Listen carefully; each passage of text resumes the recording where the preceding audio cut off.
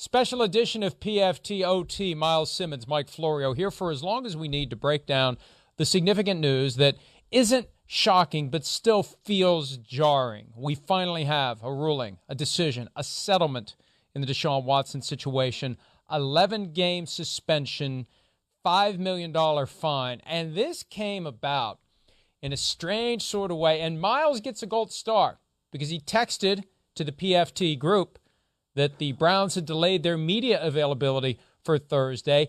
That got me to put on my reporter hat. I moved the toupee aside, put on the hat with a little press card in it, and started poking around. And it turned out there was news. And Myles, I don't know if you saw this.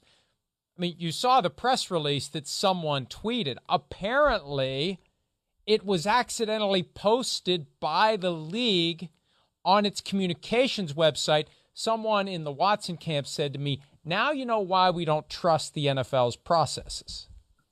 Well, okay. I mean, that makes sense because, I mean, we started going back and forth on the PFT text chain after I had sent that, and then you found this, screenshot of the PDF and said, "I don't know if this is real," and it was, posted by somebody, this guy, Joseph Pesteris, if I'm reading that correctly. And he says, "Proof of the Deshaun Watson ruling." So I go on the NFL communications website, and by that time, it had already been taken down. So I don't know how this guy found it, but, kudos to him as well for effectively scooping everybody else when it comes to the Deshaun Watson settlement. Right place, right time. And what I did was I started sending that link to people I know because I figure if they see it and it's real, what are they going to say? What are they going to say? Yeah, they're not going to lie. One of the people said, "Well, there it is. There it is. That's it. 11 games, $5 million suspension, plus another $1 million each." I assume it's $1 million each from the NFL and the Browns. It's another $2 million. So it's going to be a $7 million fund that's contributed to nonprofits that deal with issues like this: sexual misconduct, lack of consent, understanding the appropriate and inappropriate behaviors in this and other types of situations. But, Myles, let's start with the duration of the suspension. I think it's as simple as Watson was at 10, the NFL was at 12. As they go back and forth, it's horse trading. That's how this works. You go back and forth, and you dig in at 10, you dig in at 12, and short of allowing him to come back in the third quarter of a game, right? They weren't going to start doing that. It had to be a whole number, and they settled on 11. I think it's that simple. Yeah, I mean, it seems to be that simple. And, we have seen different reports of what Deshaun Watson was willing to accept. And obviously, the NFL had been pushing for a long time for this whole season suspension. But it seemed like once things, started to take the turn where the settlement was possible, the full season seemed less and less likely, right? The whole thing about, indefinite suspension with possible reinstatement after one entire season. That just didn't necessarily seem like that was going to happen once these settlement talks started coming up in earnest. So now that we actually see what the punishment is, I mean, now it's basically like, well, do we think it's fair or do we not think it's fair? And I don't really know what the answer to that question is, because I know that a lot of people don't think it's fair. And I understand why a lot of people don't think it's fair when you see 24 lawsuits that allege sexual assault or misconduct. I completely understand that. And then you've got the other side of this where you have basically an unprecedented suspension for a violation of the personal conduct policy, plus an unprecedented fine for a violation of the personal conduct policy. So is it enough? I don't know, Mike. I really don't know. But I understand why the punishment has landed where it's landed, if that makes sense. And one thing that I'm surprised they didn't do, haven't done, and should be doing, the $5 million fine counts as half of the salary he made last year. It is a de facto half-season unpaid suspension. And I know there are people out there, and I assume they're smarter than this, who say, "Oh, that doesn't count as paid leave last year. He didn't want to play for the Texans. They didn't want him playing for them. They were going to trade him." That's right, and they would have traded him to the Dolphins if he didn't have these issues. He would have played last year without these issues. He did serve a paid suspension. So you've taken half of the money that he made last year. So 11 becomes 19 and a half as a practical matter. Almost 20 full games when you look at what he's missing this year and what he lost from what he made last year. I don't know why they haven't. In this world of everything gets spun, this is a win-win by the league and the union. They should be joining hands and saying this simulates an unpaid suspension for half of 2021, because it does. Of all the times that I jumped to call out BS, this is one area where I'd say they're right. It's not BS. It's not just spin. It's real. But for whatever reason, there are people who don't want to hear that, even though it's the truth. And people will object to 11 games. And here's the real question, Miles. What was the NFL afraid of? Because I would think that some people would say, just go ahead and drop the hammer on him. And if you lose in court, so be it. So be it. At least you dropped the hammer on him. And they've won in court with Tom Brady, with Ezekiel Elliott, and the current CBA was negotiated after those cases. If I'm a judge, I'm saying, why the hell are we even here? Here's the policy. Judge Robinson made her findings of fact, subject to appeal based upon not the facts but the outcome, which was done. League exercises its prerogative to increase the punishment. There's no requirement of deference, abuse of discretion, arbitrary and capricious, none of those lawyer words in there. They can do whatever they want. Why are we here? Why are we here? Why wouldn't the NFL just do that? Just say, you're out for a year. And if you want to fight it, bring it on. I wonder whether there are people in the league office who wanted to go that route. Well, I mean, it's like, why didn't they do it? I mean, I would posit the same question back to you, but since you kind of just asked me, I mean, I think part of it is, let's just get this over with, right? I mean, at a certain point, we've been going through this for the better part of the last 18 months. And so if you have to go through an entire court case and, you know, litigation and whatever that would entail, I think part of it is like, let's settle on this punishment. Let's try to get something done with, you know, our partnership with the NFLPA.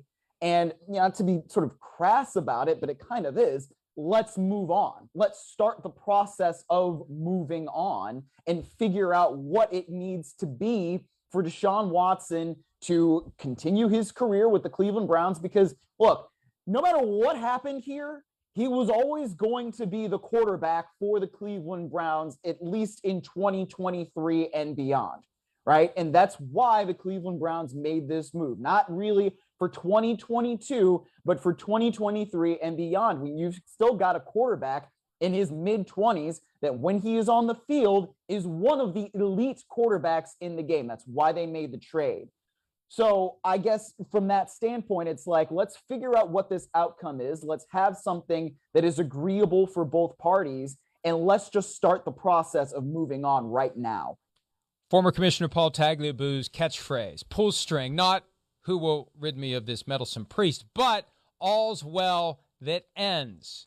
That was what he said, and you just want it to be over with. You just want to move on. I'm going to pepper in some questions that we're getting via Twitter on these topics. Tom Marshall, A-Red Zona UK, was the suspension a result of the NFL's fear of going to federal court? I think at some level the league had to be concerned about what would happen when the union started pointing out the disparity in treatment between player and owner and club or league management, because the relevant provision in the personal conduct policy says that owners and club or league management will be held to a higher standard. So not only do you have ownership issues, more on that in a second, but the Texans, what happens with the director of security who just gave Deshaun Watson an NDA when this hit his radar screen and they settled with 30 people? Do you just forget about that? What happened? Did you investigate? Did you impose discipline? And Miles, I truly believe that the NFL should have been more concerned of all the owner misconduct out there. And Robert Kraft is the easiest comparison because of the similarity of context, but very different because no allegation of misconduct against anyone. The voyeurism scandal in Dallas, to me, that would be the biggest concern. Completely uninvestigated by the league, unreported by the Cowboys to the league in 2015, a violation of the policy on its own. Rich Dalrymple, the right-hand man of Jerry Jones, allegedly videotaping cheerleaders while they changed their clothes, and $2.4 million was paid out for 3 of them. There's smoke there. There's fire there. There's a fire there that they're just letting burn out on its own. It's already burned out. We're not going to go back and look through the charred wreckage of whatever that was. That, to me, is the most fertile ground for an argument that the NFL doesn't even bother to hold anyone to a higher standard. It doesn't even look in the direction of a violation when it should, when it comes to one of the owners of the league. Well, not only, I mean, that's a great point about, what the Cowboys are going through, but we could still look back at what the league did, or we can say didn't do, when it comes to Daniel Snyder and everything that went on in the Washington Football Commanders organization, whatever it is that we want to call them, right? I mean, that's still something that is being investigated by Congress.